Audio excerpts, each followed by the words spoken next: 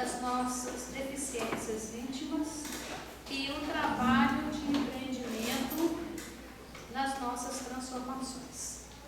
É com muita alegria que nós agradecemos a Jesus pela oportunidade que os companheiros de Piuí nos oferecem de estarmos aqui novamente, né, com esse grupo de corações nossos queridos e nos dando a oportunidade do trabalho, porque é importante para nós quando trabalhamos em nome de Jesus, porque somos devedores do Criador e essas oportunidades nos auxiliam no nosso restabelecimento íntimo. E cada vez que a gente vem aqui, a gente recebe um desafio diferente, né? Dessa vez, o desafio foi falar sobre as curas de Jesus, especificamente sobre as curas dos cegos no Novo Testamento. Então nós vamos trabalhar esse tema não observando apenas a questão da cura per si, mas principalmente o que a cura representa para os nossos corações. Nós vamos observar que nós temos no Evangelho, no Novo Testamento, várias passagens associadas a curas de cegos, só de cegos, né? Existem outras de outros grupos, mas a cura dos cegos existem várias também. Nós computamos num trabalho que nós fizemos recentemente lá no grupo Espírito Emmanuel, onde nós trabalhamos, nós computamos algumas curas, e no caso das curas de cegos, elas são narradas no Evangelho 10 vezes, é o que nós observamos, ou mencionado algum tipo de cura. E em termos de detalhamento das curas, nós observamos 6 curas distintas, certo? Na realidade, 4 curas distintas, em que os detalhes são bem definidos para nós. Existem outros momentos em que se menciona aí Jesus, trouxeram a Jesus cegos, mudos, né? Então, essas são as narrativas de modo geral. E aí, para nós falarmos de todas as curas no tempo que nos é dado, nós levaríamos muito tempo para detalharmos cada uma delas. Nós optamos então por seguir um roteiro em que nós vamos tentar trabalhar 3 curas, certo? E nós vamos iniciar essa discussão com vocês. Vou guardando os meus papéis aqui, gente, que são as colas, tá? Porque a memória não funciona bem para coisas decoradas. Então a gente vai guardando aqui. Eu não posso ficar muito atrás desse negócio aqui não, porque vocês não vão me ver. Então tem que administrar a situação aqui. Então vamos ver aqui. Nós vamos iniciar trabalhando com vocês, porque são 3 curas, né? Depois nós vamos decorar. A cura do cego de Betsaida. Tá? A cura do cego de Betsaida. Betsaida é uma localidade na Palestina. E a cura do cego de Betsaida, ela está descrita para nós apenas em Marcos, no capítulo 8, versículo 22 a 26. É uma cura bem pequena. Tá? E diz assim, bem pequena em termos de texto, viu, gente? Porque nada no Evangelho é pequeno, tudo é grandioso. Diz assim, e chegou a Betsaida, e trouxeram-lhe um cego, e rogaram-lhe que lhe tocasse. E tomando o cego pela mão, levou-o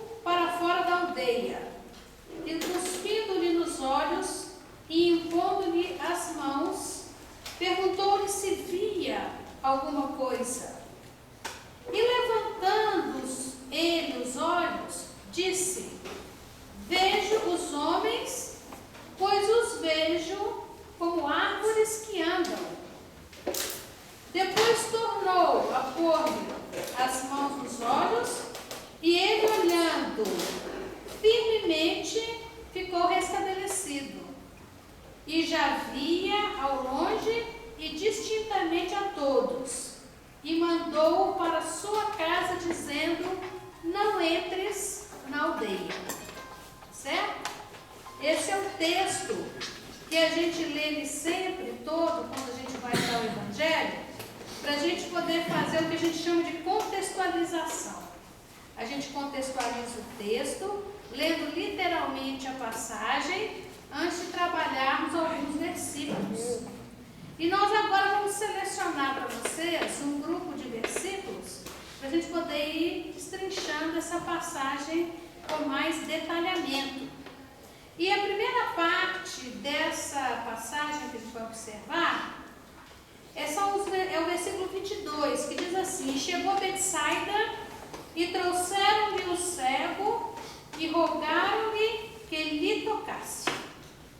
Nós vamos observar que todas as passagens do Evangelho de Jesus foram didaticamente escolhidas pelo Mestre para que nós pudéssemos entender o trabalho de Jesus ao longo do tempo, mesmo depois que ele retornasse ao mundo espiritual, a sua mensagem permanece conosco. E aí nós vamos observar nesse versículo, dizendo que quando ele chega a Betsaida, trouxeram-lhe um cego. Não fala quem trouxe. Foi um grupo de amigos, de companheiros, que ajudam a Jesus. Tá ótimo. Beleza. Que ajudam aquele cego, na realidade, a chegar até Jesus. Tá certo? Agora nós vamos observar que a referência é Jesus. O cego está sendo levado até o Mestre. E ao observar nossa referência, nós temos que nos lembrar o que a doutrina espírita nos fala sobre Jesus. Porque o estudo do Evangelho, à luz da doutrina espírita, pressupõe que nós estamos estudando a doutrina espírita, não é verdade? Então é importante que nesse estudo nós estejamos sempre em dia com os conceitos doutrinários, para que o Evangelho se abra para nós dentro dessa visão da realidade do Espírito, que é o que a doutrina espírita vem nos trazer. E quem que a doutrina espírita diz ser Jesus? Na pergunta do Livro dos Espíritos, na questão 625, Kardec pergunta qual é, não é isso?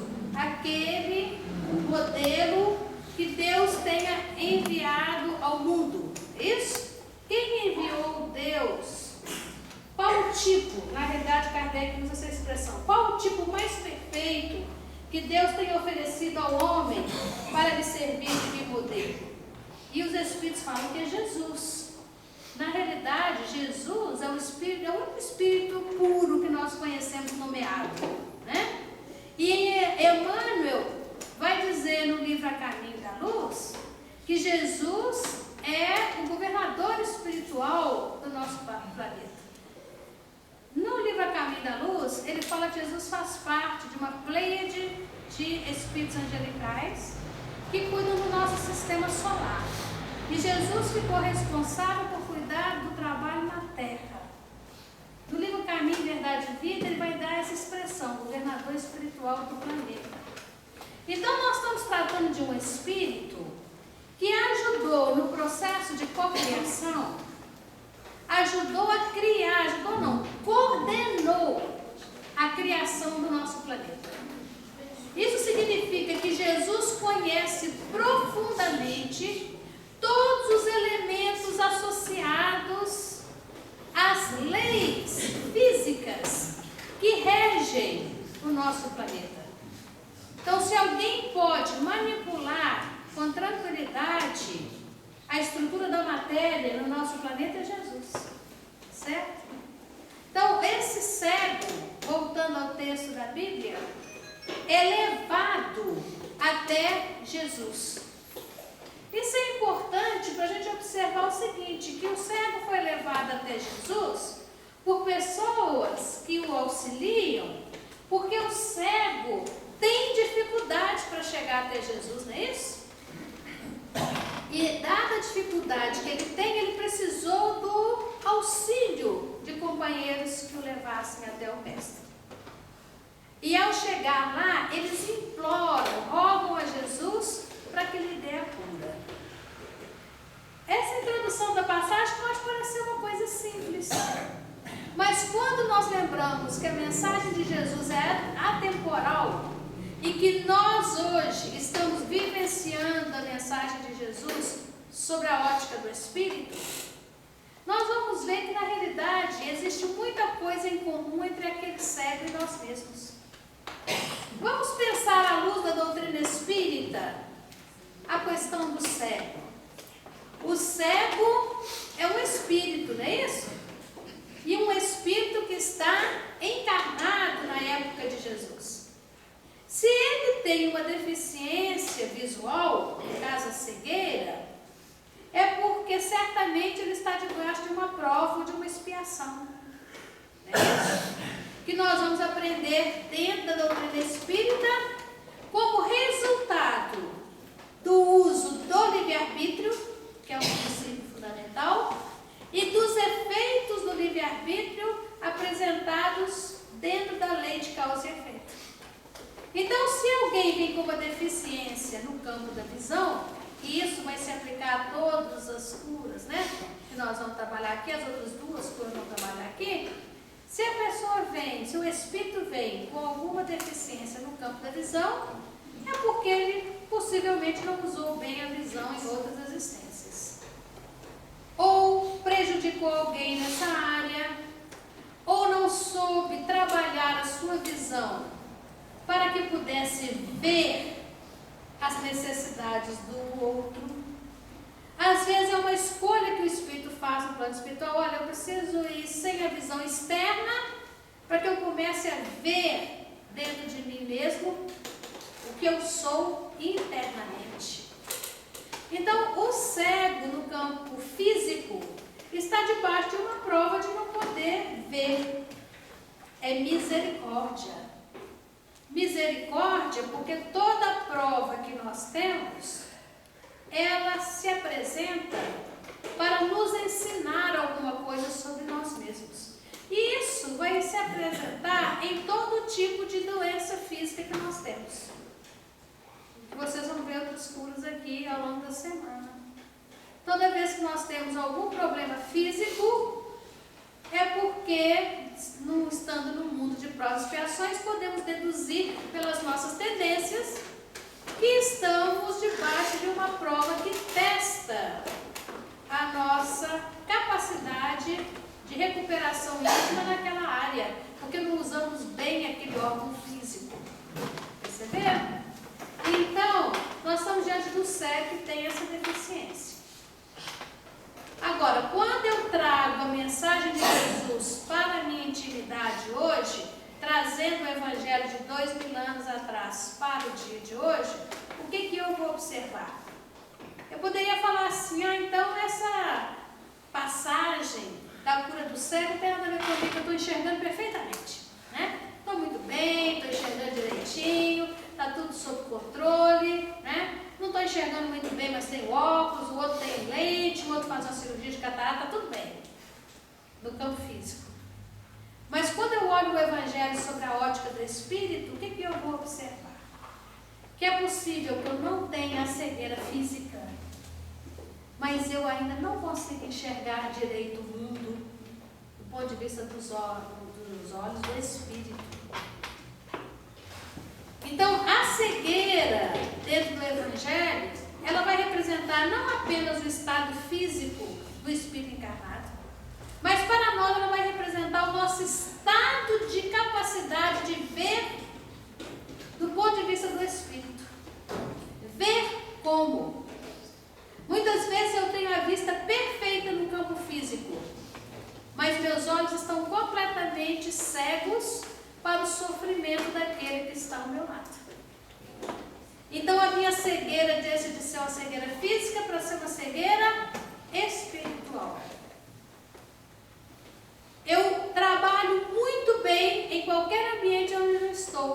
mas dentro do lar eu não consigo conviver muito bem com meu irmão, com a minha irmã, ou com meu pai, ou com o filho, porque eu não consigo enxergar neles espíritos necessitados da minha compreensão. Todo um problema de vista espiritual.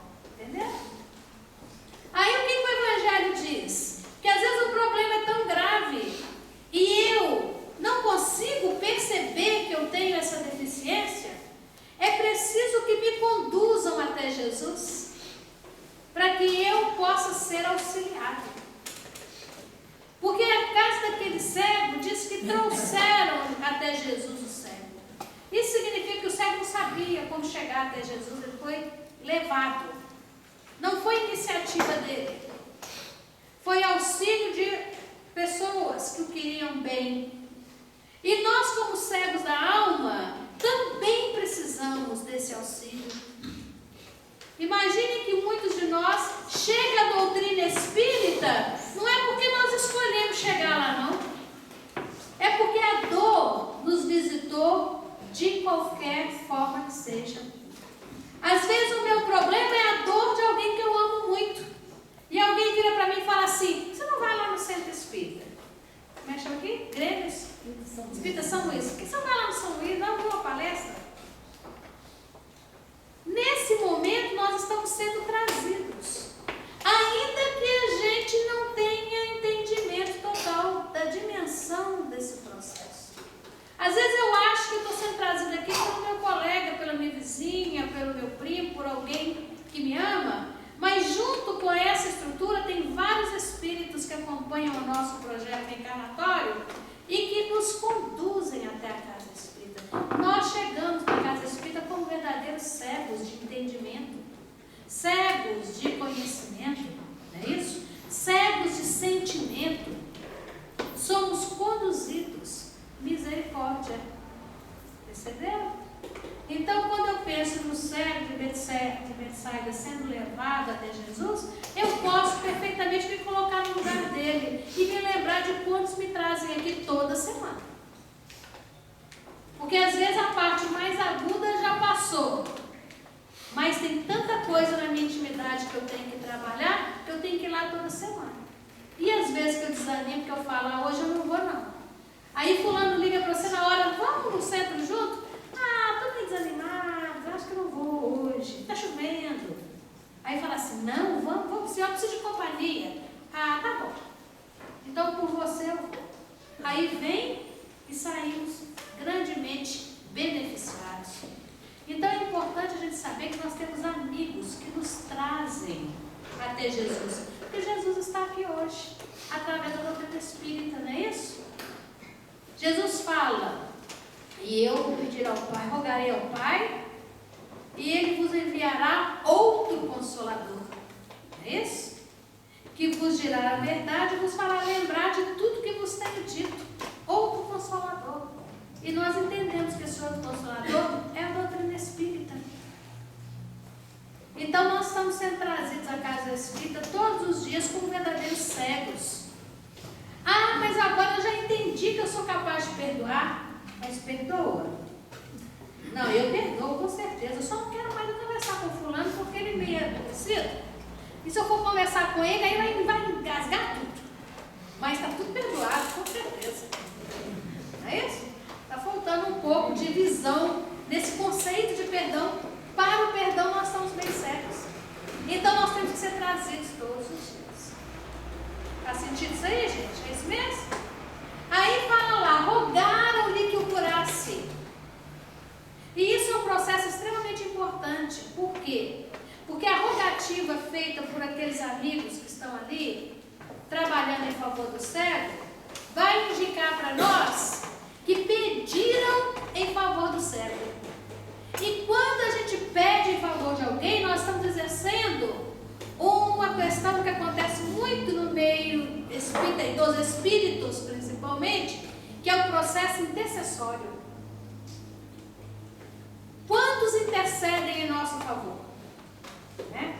Fulano, faz prece para mim porque eu estou com uma certa dificuldade. Eu estou pedindo intercessão. Eu chego na casa espírita e falo: colocar o nome do fulano lá do meu filho na prece que está passando passando por um momento difícil? Estou intercedendo. Então, quando nós intercedemos em favor de alguém, nós estamos colocando a Jesus que auxilie esse alguém. E muitos têm intercedido em nosso próprio favor. Agora, evidentemente que o processo de intercessão, ele não é um processo de privilégios. E ele está sujeito à condição da lei de causa e efeito. Ah, fulano está com doença grave, está com câncer. Vou colocar o nome dele na prece, estou intercedendo em favor dele. Certo? É possível a gente ver casos às vezes, não é isso? A pessoa está com uma doença grave ali, faz uma prece em favor da criatura, para levar no médico, o médico fala, não estou entendendo nada está acontecendo aqui não. Aquele problema que você tinha aqui deu uma desaparecida. Porque tinha mérito, né? O mérito era, naquele processo, vai aprender mais com a cura do que com a doença. Mas, muitas vezes, a gente pede, o tempo todo a pessoa desencarna. Aí fala, engraçado, eu acho que não sei pedir direito, não. Pedi, fiz prece, fulano desencarnou. Não é isso? Não se muda, foi auxiliado, sim. A questão é que a gente quer cura imediata. E a cura deve ser a espiritual. Às vezes o companheiro está comparecendo na casa para um trabalho, lá numa reunião de atendimento espiritual ao enfermo, e ele está sendo auxiliado, recompondo o seu perispírito para não necessitar daquele processo em nova existência. Então desencarna, chega no plano espiritual, está ótimo. Porque fez o trabalho da cura espiritual. Então a intercessão é muito importante, tanto no sentido de nós compreendermos como ela ocorre para o outro, quanto como ela ocorre para nós mesmos. Né? Tem 20 anos que eu estou frequentando a casa espírita, tem aquele problema de estômago, não resolveu nada até agora. E os espíritos estão falando, nem pode resolver, faz bobagem. Porque aquele processo daquela dor é freio para as más tendências. Então a cura está vindo é no conviver bem com a doença. Essa é cura efetiva. Saber olhar para aquela doença e ver nela misericórdia. Então nós temos que entender que a cura aos olhos do Espírito, ela tem essas várias facetas e nós precisamos refletir sobre elas. Mas prosseguindo, porque senão ele não sai, né, Maria? Nem do primeiro versículo. Deixar por conta do povo lá do grupo irmão, não sai nem do primeiro versículo, né? Nós prosseguindo aqui, vamos ver que qual é a recepção de Jesus ao cego. Nós vamos ver lá que o versículo 23 diz assim: e tomando o cego pela mão, levou-o para fora da aldeia, e cuspindo-lhe nos olhos e impondo-lhe as mãos, perguntou-lhe se via alguma coisa. E aqui nós vamos ver que Jesus toma o cego pela mão, indicando uma atitude de enorme carinho do mestre, né? Com o acolhimento àquele cego que se aproxima dele. Exemplo para nós. Precisamos acolher melhor aqueles que se aproximam de nós. Porque muitas vezes a gente está tão ocupado dentro da casa espírita que a gente nem percebe que tem alguém lá dentro, né? E não acolhemos adequadamente, e aquele companheiro às vezes fica deslumbrado, não volta mais, porque faltou da nossa parte acolhimento. Jesus acolhe aquele cego com carinho, e o que ele faz? Levou-o para fora da aldeia. Olha que coisa interessante. Porque a aldeia, no contexto do Evangelho, analisada à luz da doutrina espírita, ele vai representar a região onde nós convivemos. E a região onde a gente convive é a região da nossa rotina do dia a dia, não é isso? A nossa rotina do dia a dia tem uma série de situações. Tem um monte de coisa feliz, um monte de trabalho, um monte de preocupações também. E muitas vezes a nossa cegueira se aprofunda porque nós não sabemos valorizar as alegrias, tanto quanto valorizamos as dificuldades. cegos para tudo aquilo que a gente recebe. E só temos olhos para ver os problemas. Isso é a nossa convivência dentro da aldeia da nossa intimidade. Então era preciso que Jesus tirasse o cego daquele ambiente onde ele está conectado ali o tempo todo com os problemas, com a dificuldade dele. Nossa, que coisa horrível, sou cego, não consigo enxergar nada, não é isso? Preciso dos outros, tudo que eu vou fazer alguém tem que me ajudar. E afinal, onde é que está a porta? Onde é que está o prato de comida? E aí vai as preocupações. E quando nós estamos na nossa aldeia, a única coisa que a gente vê é o sofrimento que a gente tem, né? Nossa, eu sofro muito porque o marido não entende que eu preciso na casa espírita. Sofro muito porque o filho está com problema. Sofro porque o patrão vive me apertando o tempo todo. A gente fica em torno da nossa aldeia psíquica, só preocupado com os nossos problemas. Quando eu peço ajuda à espiritualidade, o Espírito tem que fazer isso com a gente. Tem que tirar a gente dessa situação para que a gente possa perceber o auxílio que vem depois. E uma forma da gente sair fora dessa aldeia é através da prece. Porque muitas vezes eu estou num ambiente em que a família está toda reunida, aí a aldeia pega fogo, todo mundo começa a discutir com todo mundo, ninguém se entende, e eu não tenho como sair dali e abandonar o povo não, né? Como é que eu vou sair fora dessa aldeia? Aí o que eu faço? Começo a fazer prece. E pedir a Jesus, amigos espirituais, que em nome dele, de Deus, nos auxiliem para que a paz comece a reinar no nosso ambiente. Saiu da aldeia, percebeu? Saiu da aldeia da dificuldade íntima através do pensamento, da prece, que nos faz nos afastarmos da nossa situação rotineira para vislumbrarmos possibilidades superiores.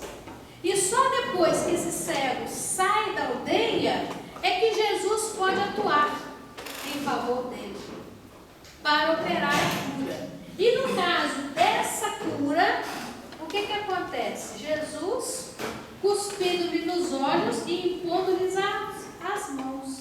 Jesus usa saliva como instrumento de processo de cura. Tá? E aí nós vamos observar, Jesus usa saliva mais de uma vez. E nós entendemos que a saliva, ela é um elemento mesmo restaurador, não é isso? Já viu quando a gente corta a mão, fica doente, o que a gente faz? Põe na boca, não é isso? Ela mesmo funciona até como uma anestésia. Então ela é um elemento terapêutico mesmo. Agora Kardec vai nos falar que, numa outra situação, quando a gente for falar do cego de nascença, a gente já pode antecipar isso, que não é a saliva em si que tem elementos curativos, não é isso? Toda saliva vai curar cego porque ela tem essa propriedade? Não. Mas são os elementos psíquicos que vão ser agregados àquela saliva para o processo de cura. E não podemos esquecer que os elementos psíquicos que estão sendo agregados ali são de Jesus, Espírito puro.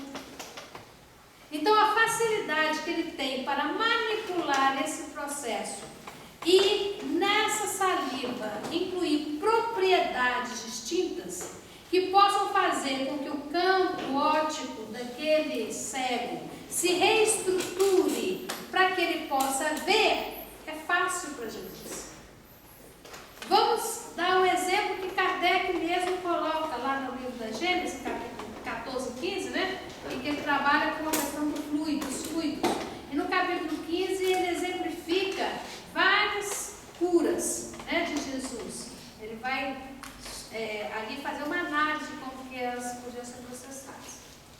A água fluidificada. Todo mundo toma água fluidificada aqui? Conhece? A água fluidificada na casa espírita é água diferente daquela que eu tomo em casa? A água per si não. Tá certo? Tanto que eu posso fluidificar a água em casa, não posso? Através da prece. Então a água per si não é diferente a sua composição. Mas quando a gente faz a prece e pede aos espíritos para fluidificarem a água, eles conseguem, por causa das propriedades da água, empreenderem ali um processo processo energético que modifica a sua propriedade. Não a sua constituição, mas a sua propriedade. Perceberam? Então, quando eu faço a fluidificação da água, eu estou ali trabalhando as propriedades da água.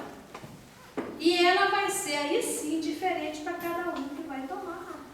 É a água fluidificada, né? A gente já pergunta depois. O efeito, o elemento fé também, a sintonia dele com Jesus Cristo. Com certeza. Nós vamos trabalhar também esses elementos, né? Então, nós vamos observar que Jesus utiliza esse instrumento, não é isso? De algo físico para promover a cura do cego. E outro elemento que ele coloca, a imposição das mãos. Ele impondo-lhe as mãos, não foi isso? Então, nós temos um sistema semelhante a esse de impor as mãos no meio espírita, não temos?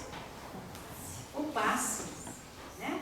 Que é uma forma de transfusão de energia para o reequilíbrio íntimo e perispiritual do ser. Então vocês veem que Jesus não está fazendo nada de extraordinário, de milagroso, mas está usando as leis da natureza para processar essa cura. Ok? Agora, o mais importante nesse processo é a questão da cura espiritual. Olha o que acontece com o cego quando Jesus o cura. Jesus pergunta-lhe se via alguma coisa. Estava cego, né? Jesus pergunta para ele assim: você viu alguma coisa? E ele fala assim, levantando ele os olhos, diz: vejo os homens, pois os vejo como árvores que andam. Olha que coisa engraçada. Homem como se fosse árvore andando. Essa visão de homens, do cego, está perfeita? Está completa? Né? Não está, né? Ela está distorcida, ele está vendo os homens como se fossem todos árvores. Certo? E árvores que andam. Então nós vamos observar que Jesus vai fazer a cura, no caso do cego de Betsaida, em duas partes. A primeira parte, ele abre os olhos do cego, dando a ele condições para que ele comece a ter um campo de visão. Mas esse campo de visão ainda está distorcido. Quando nós entendemos a cura do cego de Betsaida, olhando pela ótica da doutrina espírita para nós hoje, nós vamos ver que isso acontece também conosco. Eu procuro a doutrina espírita como cego de conhecimento, começo a aprender sobre a doutrina espírita, mas não necessariamente eu consigo dominar tudo que a doutrina nos traz, não é isso? Às vezes caímos até em situações perigosas, começamos a ficar totalmente radical. Fulano, você tem que ser espírita, ciclano, você tem que ser espírita. Não, calma lá, vamos respeitar o livre-arbítrio do outro, né? Então nós precisamos o quê? Nós precisamos de tempo para poder observarmos com clareza. A gente começa a vislumbrar o cenário. Agora que eu acho que eu estou entendendo isso. O consolo. Não, agora eu me senti menos aflito. Porque eu sei que tem solução para mim. Não estou entendendo muito bem o que está acontecendo, não, mas tem solução. Então, quando eu entro pela doutrina espírita, a minha cegueira começa a passar e eu começo a enxergar algumas coisas. Não necessariamente com clareza, mas começo a enxergar algumas coisas. Aí o que Jesus tem que fazer por nós? E essa passagem vai terminar dizendo assim: depois tornou a pôr-lhe as mãos nos olhos, Jesus, e ele, olhando firmemente, ficou restabelecido, e já via ao longe distintamente a todos, e mandou para sua casa, dizendo: não entres na aldeia. Então Jesus teve que reforçar aquele processo, não é isso? Impondo-lhe as mãos novamente, para que ele pudesse começar a ver com clareza. E nós vamos observar que a nossa cegueira nesse campo do conhecimento espírita, por exemplo, ela só se efetiva quando, além de sermos apresentados à doutrina espírita, nós a estudamos profundamente. Porque aí eu começo realmente a compreender como a doutrina espírita funciona. Por isso é muito importante que a gente estude as obras de Kardec. Todas elas. Estudemos continuamente. Um médium, por exemplo, que entra no meio espírita, que começa a trabalhar na casa espírita e não estuda, ele é um cego que começa a enxergar só mais ou menos. Não é isso? É um cego que começa a enxergar só mais ou menos. Mediunidade está aflorada ali, porque vem com compromisso nessa área. Mas é mediunidade com Jesus, que é aquela que faz do médium um médium educado. Não é isso? O que nós vamos entender por um médium educado? O espírito chega na reunião mediúnica e fala assim: eu vou virar essa mesa. Vira a mesa agora. E se o médium não for educado, o que ele vai fazer? Vai dar um tapa na mesa, um soco na mesa, vai virar a mesa. Mas se o médium for educado, se o médium estuda o evangelho, se ele estuda a doutrina espírita profundamente, o que ele vai fazer? Mentalmente vai dizer: meu irmão, não precisa virar a mesa, não. Pode falar o que você precisa, que eu vou transmitir com carinho. Perceber? Para que o coordenador da reunião mediúnica possa trabalhar também com carinho dele, companheiro. Então, se nós não nos aprofundamos no entendimento, no estudo, no esclarecimento profundo de nós mesmos, no compartilhamento das ideias, como é que nós vamos servir melhor e ficar livres da nossa cegueira? Outra visão distorcida do processo. Ah, mas eu leio muito doutrina. Leio em casa todo dia. Mas não nos expomos na casa espírita. É isso? Compreendo profundamente a doutrina espírita, mas não vou no centro espírita estudar. Então é lógico. Nós compreendemos muito bem, mas também não sabemos que nós estamos compreendendo bem, não. Porque nós não expusemos as nossas ideias. Se a gente não expõe as ideias, como é que a gente vai saber se as nossas ideias estão de acordo ou não? Porque de repente a gente lê alguma coisa lá no livro dos Espíritos, não entende direito, saindo fazendo as coisas sem entender direito.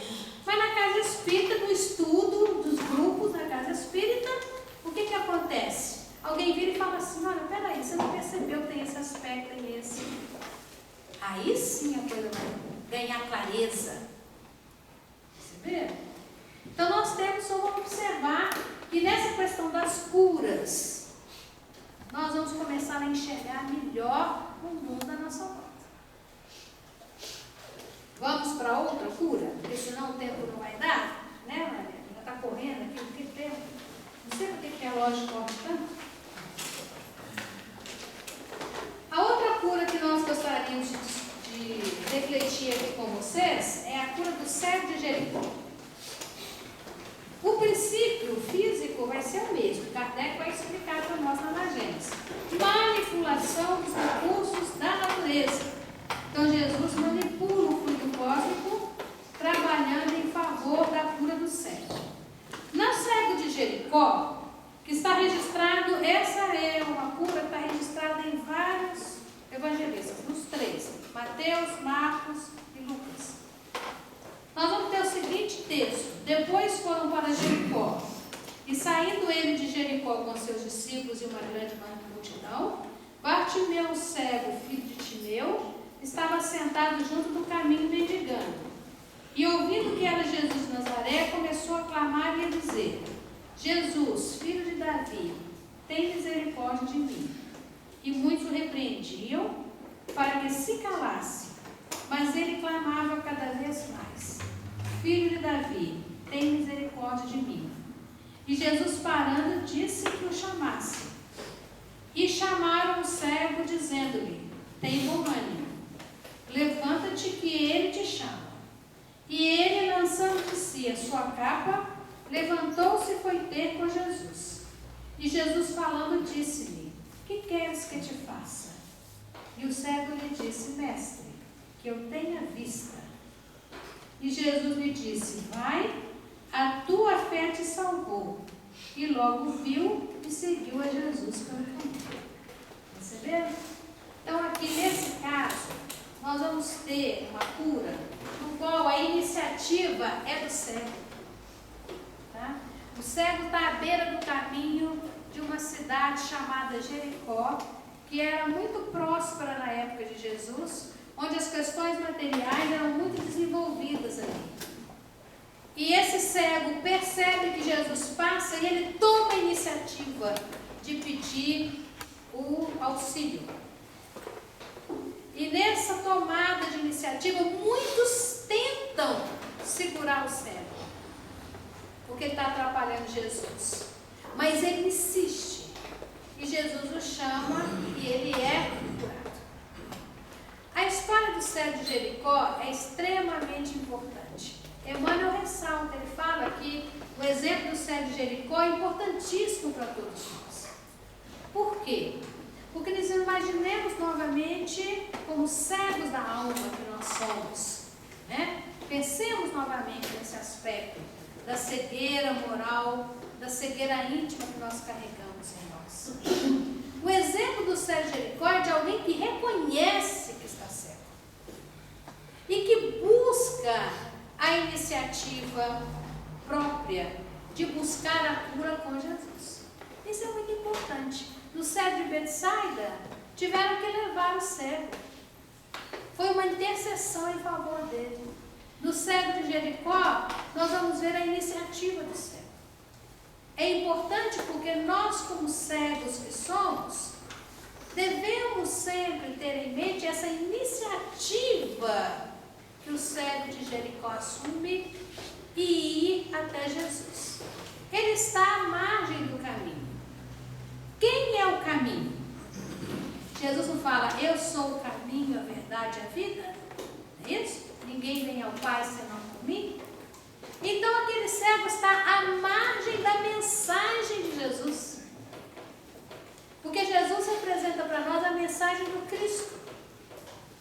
Se Jesus fala, amai os vossos inimigos, e eu estou sentado à margem do caminho como cego, é que para mim o inimigo é alguém que não merece ser amado ainda, pois se me fere, se me traz dificuldades. O inimigo é alguém que eu não consigo conviver com ele adequadamente. Eu estou à margem do caminho, porque no caminho eu estaria amando. Mas é importante que nós tomemos a iniciativa de implorar a Jesus pela misericórdia do Pai em favor do nosso esforço de enxergarmos melhor. Porque muitas vezes, gente, nós estamos diante de uma situação, por exemplo, um pai que tem um filho que é um problema para ele, os dois não se dão bem. Né? Imaginemos uma situação como essa. Aí o pai vira espírito e fala assim, aí eu já sei por que eu passo tanto aperto com meu filho, né?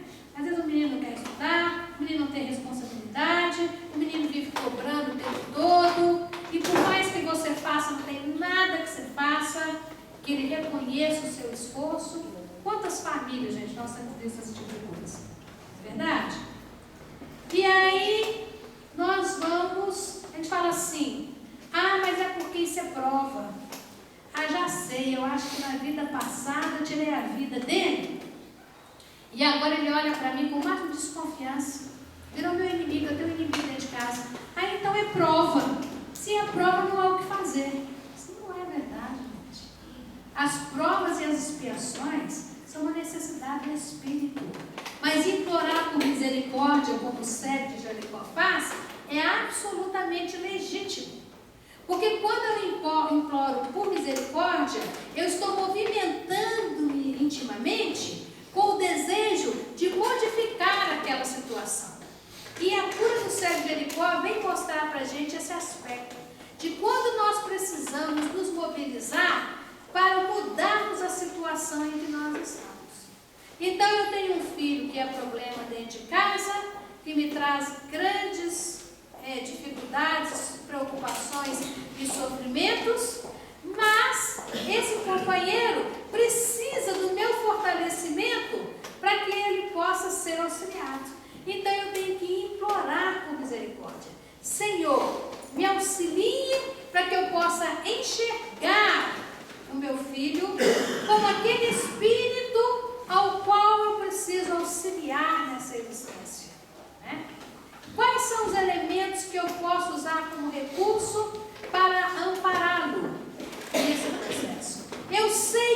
passado criei dificuldades para ele, mas gostaria que nesse momento eu pudesse reverter esse quadro. O quadro já está sendo revertido no momento em que o Espírito encarna ali comigo como filho. Mas é preciso que eu aprenda a ter paciência, que eu precise aprender a tolerância, a calma, é isso? Nos momentos que são mais graves naquela situação. E o cego de Jericó vai nos exemplificar acerca disso, porque ele clama por Jesus: Senhor, filho de Davi, tem misericórdia de mim. Não é o que nós fazemos quando nós vamos no centro?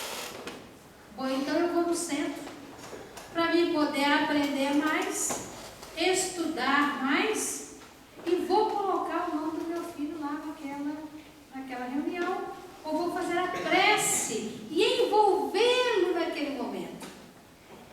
Quando eu estou envolvendo aquela pessoa naquele momento, eu estou abrindo os meus olhos espirituais para entender como espírito que sofre, espírito que tem necessidades e que precisa de mim no campo da tolerância e do amor. Agora, é fácil fazer isso, gente? Nos expormos a auxiliar alguém que no momento se rotula como nosso inimigo? Muitas vezes não é fácil, não. Olha o que acontecia com o cego de Jericó. Quando ele começa a gritar com misericórdia, o texto diz que muitos o repreendiam e queriam que ele se calasse. O que significa essa atitude? Significa para nós, no momento atual, exatamente o que nós sofremos todos os dias. É isso? Muitas situações representam para nós repreensões. Né? Então eu estou ali empenhado no auxílio àquela criatura e alguém vira e fala assim: eu não sei como é que você aguenta aquele menino. Né? Só porque você é pai mesmo para aguentar aquele menino. Porque ele não merece isso, ele é ingrato. São as repreensões que nos jogam para baixo, não joga? A gente fala assim: nossa Senhora, nos desanima. Ou então a gente faz tudo o que pode em favor dele, e aí vem mais um problema, joga a gente para baixo novamente. São as repreensões da vida, no sentido de promoverem em nós o desânimo. Nós caímos num processo de estarmos desanimados, não é isso? Tudo que eu faço não dá certo. Será que isso não vai resolver? Será que isso não vai passar? E aí o que o cego de Jericó fez? Quando tentavam repreendê-lo? Ele clama mais alto: Senhor, filho de Davi, tem misericórdia de mim.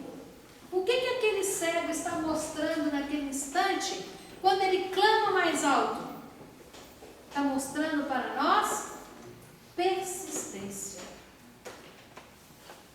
A coisa é complicada, gente, para convivermos com os nossos adversários. Mas Jesus fala: reconcilia-te com o teu adversário qualquer dia, porque amanhã você pode estar com ele. Então nós temos que persistir. O cego de Jericó nos mostra o processo da persistência para que nós possamos adquirir a cura.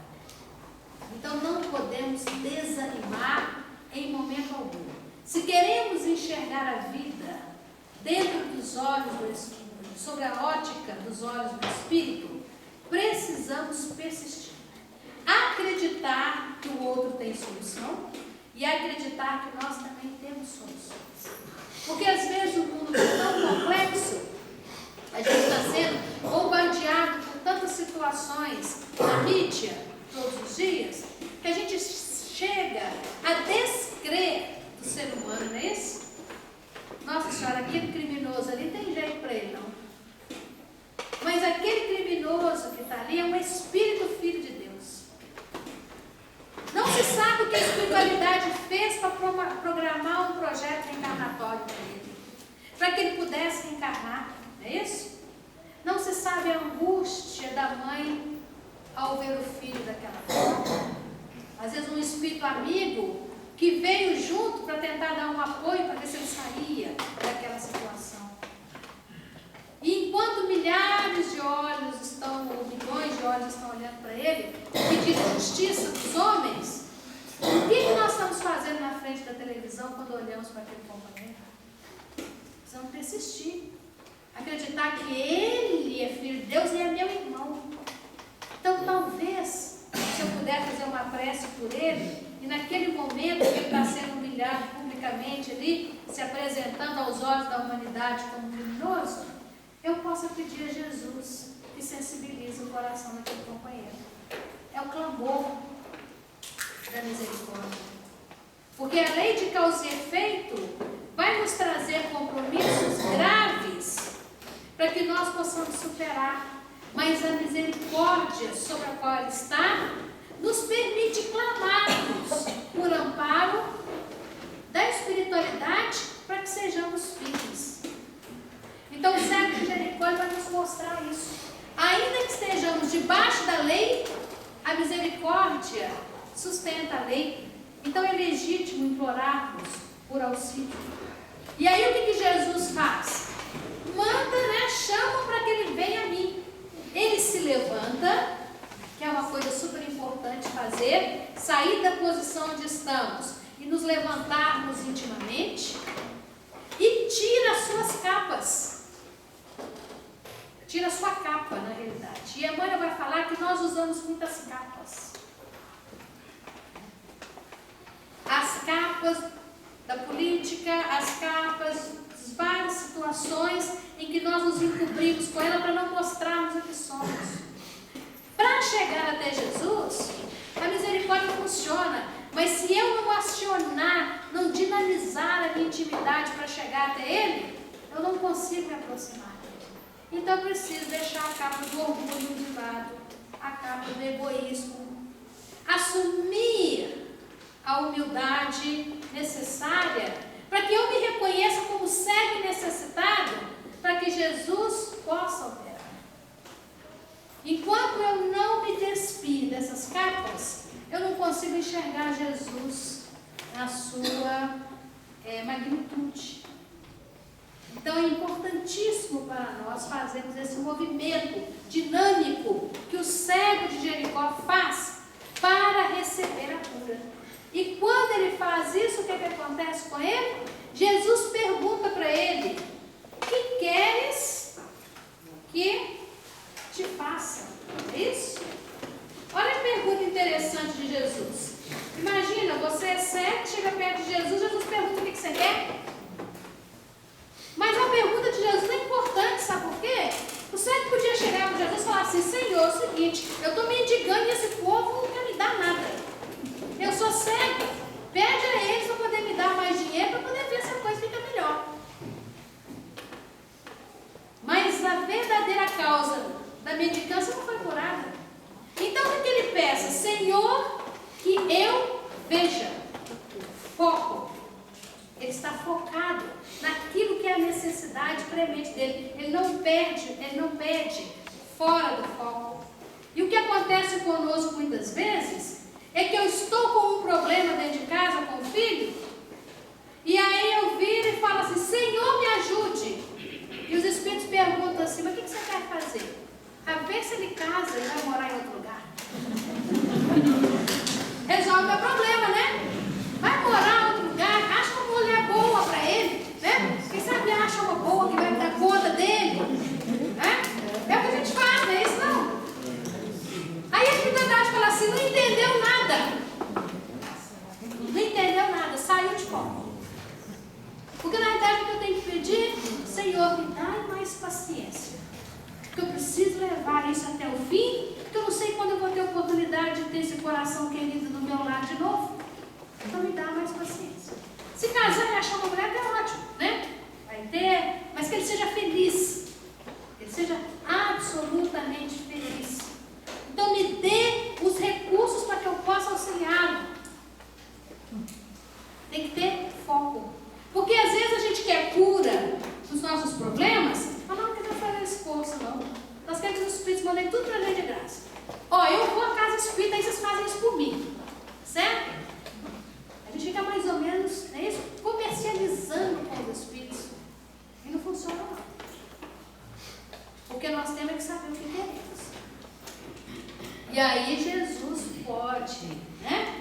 promover a cura. E nesse aspecto nós vamos ver uma outra coisa interessante, que depois que ele é curado, ele começa a seguir Jesus. Porque muitas vezes, gente, nós temos um problema grave, a espiritualidade fala assim, não, vamos auxiliar para que ele possa caminhar para frente. É isso? Aí o auxílio vem, a gente fala assim, graças a Deus passou aquele sofrimento, aí nunca mais nós queremos saber de orar, de fazer prece, de fazer o culto do evangelho lá, de ir na casa espírita, até que nova dor nos traga de novo. Nós recebemos quando queremos trabalhar em favor do nosso próprio estabelecimento, né? Para que aquela cegueira seja uma cura definitiva. Então, seguir Jesus é extremamente importante. E para a gente caminhar aqui para o nosso final, vou falar do último cego, né? Que nós trouxemos aqui para discutir com vocês. Que é o cego de nascença. Existe esse trecho, deixa eu acho ele aqui no meio da confusão. Aqui está o cego. Agora já misturei os papéis todos. Vou achar aqui. Está mais fácil. Achei.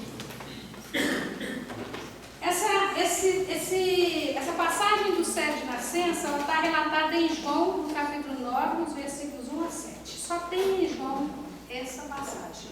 E diz assim: E passando Jesus, viu um homem cego de nascença. E os seus discípulos lhe perguntaram, dizendo: Rabi, quem pecou? Este ou seus pais, para que nascesse cego? Jesus respondeu: Nem ele pecou, nem seus pais. Mas foi assim para que se manifestem nele as obras de Deus. Convém que eu faça as obras daquele que me enviou, enquanto é dia. A noite vem, quando ninguém pode trabalhar. Enquanto estou no mundo, sou a luz do mundo. Tendo dito isso, cuspiu na terra e com a saliva fez lodo. E untou com o lodo os olhos do cego. E disse: Vai, lava-te no tanque de Siloé, que significa o ser enviado. Foi, pois, e lavou-se e voltou. Aqui, na cura do cego de nascença, os princípios da cura efetiva são os mesmos que nós já falamos até agora, né? E Kardec vai discutir um pouco sobre essa questão também, do cego de nascença, da Gênesis. Nós vamos ver uma situação bastante interessante. Porque esse cego, ele já nasce cego.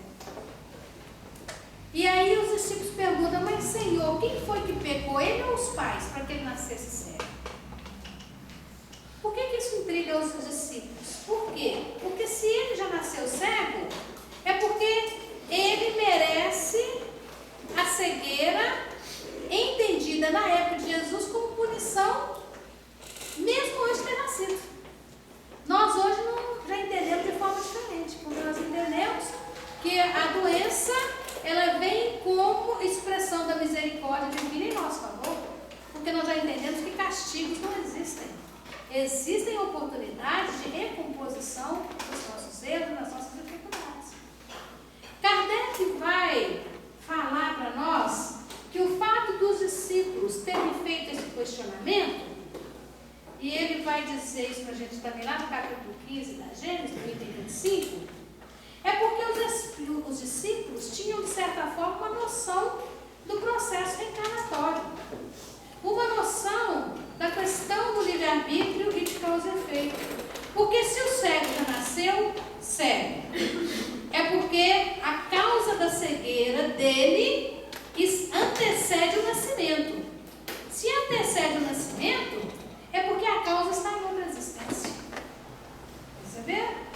Então, o cego de nascença vai mostrar para nós que muitas vezes nós estamos diante de situações que nós não conseguimos achar a causa no presente. Mas é porque a causa dessa cegueira espiritual está no passado. dificuldades que nós enfrentamos hoje, a gente fala, mas eu me esforço tanto no meu trabalho para fazer tudo o que me é pedido, para oferecer o melhor de mim mesmo, entretanto eu sinto que existe animosidade no meu colega de trabalho. Né? Tudo que eu faço para ele não está bom. Eu vivo sempre sob tensão. Não sei se eu volto amanhã, se amanhã eu perco o emprego, como é que estão as situações, mas eu não consigo achar a causa desse processo. Né? Eu me lembro que eu não fiz nada para causar aquela situação. Então, os que vão falar, bom, na causa não está no momento atual, mas está, com certeza, no momento passado. Às vezes você está diante de um companheiro que no passado esteve sob o seu comando. E sob o seu comando, você abusou da sua autoridade, causou dificuldades para ele ou para ela, não é isso? Trouxe aflições. Então, hoje, você está passando por situação semelhante debaixo da misericórdia. Porque no passado tinha lei trabalhista, não. Você fazia e abusava o quanto você quisesse. É isso? Mandava, fazia, castigava, torturava. Agora nós estamos sob a misericórdia de uma lei, não é isso? Que nos defende direitos. Já pensaram nisso? E aí eu fico bravo com o patrão. Ah, se me mandar embora, eu levo a justiça. Se fizer isso, eu faço aquilo. Mas nós estamos debaixo de misericórdia, gente. Nós estamos debaixo de leis que nos protegem. E se as situações de dificuldade se apresentam para nós hoje, é porque no passado nós abusamos, estamos aprendendo agora a viver sob esse clima, não é isso? De expectativas, mas sob o amparo do alto. Então é preciso que a gente entenda que as leis divinas são perfeitas e que muitas coisas que acontecem agora têm fundo no passado. Então nós temos que trabalhar com tranquilidade, pedir a Jesus que nos auxilie para que a cura possa ser efetiva. Porque é possível que eu passe a minha existência inteira sem nenhum problema de saúde. Fisicamente, nós não temos nenhum problema. Mas e as angústias morais? Isso? E aquelas dores que a gente sente no coração, mas que parecem são dores da alma mesmo. Porque nós viemos nessa existência com a possibilidade de trabalhar entre nós a cegueira da indisciplina, a cegueira do autoritarismo, é isso? A cegueira da intolerância. É isso que nós temos necessitados nesse momento. Então é extremamente importante a gente observar isso, para que a gente não caia, por exemplo, no campo complicadíssimo da rebeldia íntima, da depressão, que visita tantos lares e tantos corações argentinos, não é isso? Por que você está deprimido? Ah, não sei, eu estou meio angustiado, não estou sabendo. E aí a gente alimenta essa angústia, e daí a pouco estou precisando de auxílio médico para sair dela. Porque nos rebelamos contra as leis divinas. Não é porque eu me acho feio demais, ou porque eu acho que o outro tem demais, ou porque eu queria ter aquele carro e não posso ter, ou porque eu queria ter aquela casa e não posso ter, ou porque o meu irmão tudo dá certo para ele. Qualquer coisinha que ele faz, ele já comprou 3 casas. Eu estou de aluguel até hoje. Porque cada um tem a sua necessidade íntima. E cada um de nós fez um projeto reencarnatório para que trabalhássemos a nossa cegueira nos vários aspectos da vida.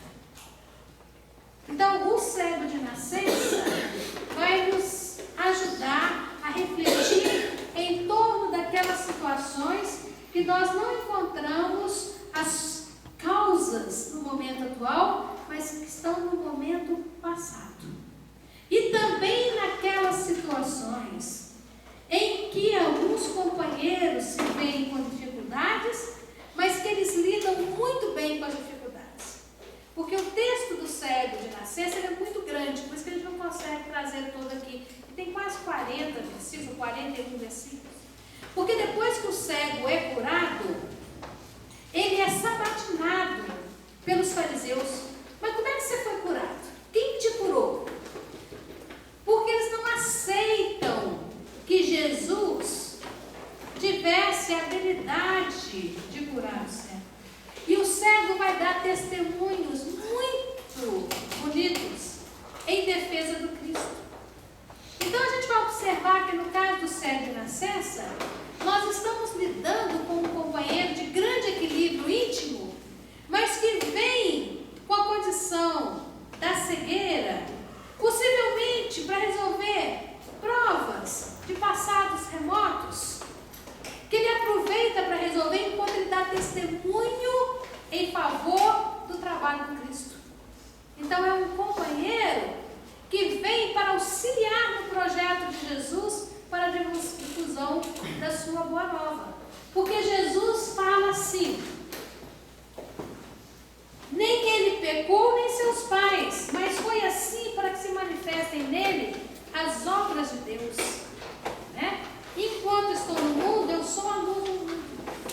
Então Jesus diz claramente que aquela cegueira daquele homem vem para que Deus seja louvado, para que as pessoas aprendam com ele. Quantas vezes nós temos no seio da família ou um amigo que tem dificuldades físicas, que nos incomodam profundamente, mas ele está absolutamente, ou ela está absolutamente tranquila, não é isso? Nossa, fulano é um exemplo para nós. Passou por uma dificuldade imensa e passa até hoje, mas toda hora que você encontra com ele, está rindo, está feliz, está tranquilo, está em paz. E eu que não tenho problema físico nenhum, estou na maior confusão íntima. Então são companheiros que passam por nós com o propósito de nos mostrarem a importância da valorização da vida que nós temos. Porque cada existência que nós temos é oportunidade de trabalho e oportunidade de reconstituição da nossa intimidade. É isso? De reparação. E nós precisamos valorizar muito a vida e agradecer a Deus por cada instante que nós vivemos. Pelo dia que tem sol, pelo dia que tem chuva, é isso? Pelas doenças que eu tenho, pela saúde que eu carrego. Preciso valorizar sempre a vida. Cada existência é muito importante. Nós não sabemos o esforço que foi feito no plano espiritual para programar a minha existência. Nós não sabemos da matemática que os espíritos fizeram no plano espiritual para reunir numa mesma família todos os elementos que há séculos estão precisando de se reunir para resolver determinadas picuinhas do passado. E que depois daquela existência nós não sabemos para onde que cada um vai. Então é essa existência que precisa dar conta do processo. Então ela precisa ser valorizada. Quando eu estiver desanimado, eu preciso dizer graças a Deus que o fulano está do meu lado, não é isso? Que o trabalho está me exigindo isso, que a sociedade está me impondo determinadas circunstâncias, porque é através desses desafios que eu estou enfrentando, é que os meus olhos se abrem para o mundo do Espírito. Porque o que está aqui, gente, que nós estamos enfrentando, passa e passa rápido.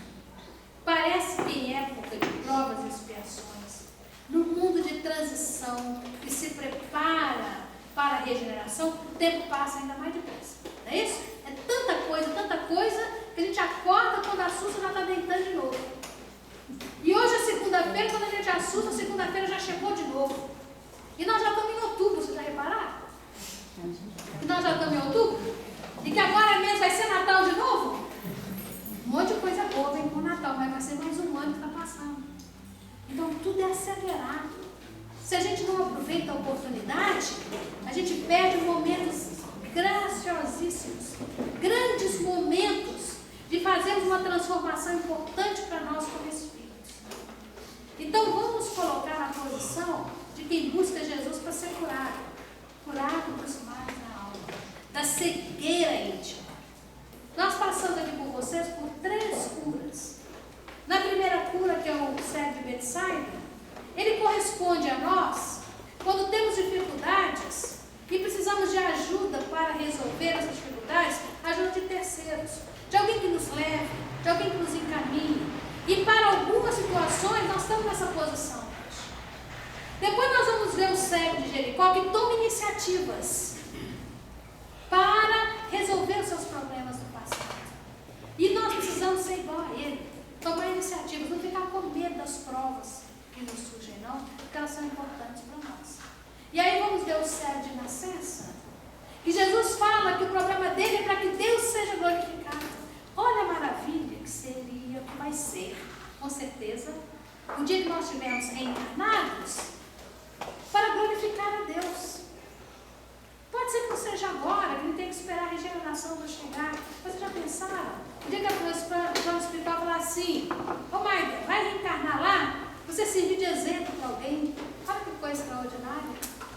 Né?